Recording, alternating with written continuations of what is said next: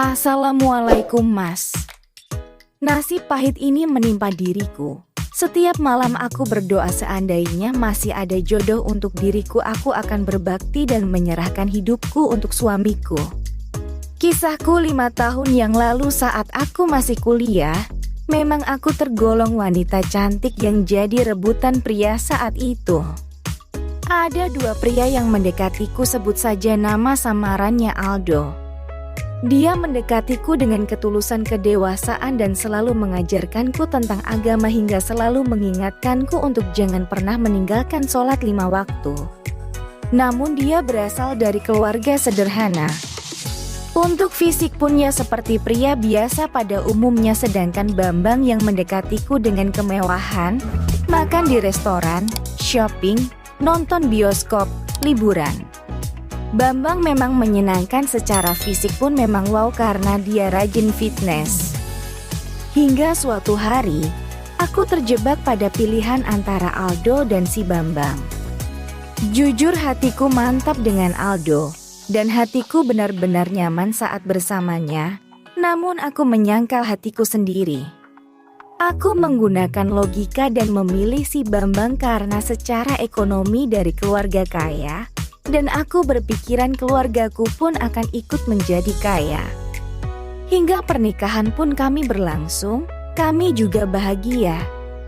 Namun, kebahagiaan itu hanya berlangsung 2 tahunan saja ketika dia mulai putus asa tiap malam kami berhubungan. Namun, aku tak kunjung hamil. Hingga akhirnya kita periksa, pergi ke dokter dan ternyata aku yang dinyatakan mandul. Suamiku sangat kecewa dan tidak menyangka aku yang berparas cantik dan normal ternyata mandul.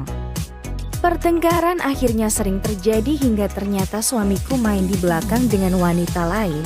Dan beberapa bulan setelah suamiku tahu wanita selingkuhannya hamil, dia sangat senang.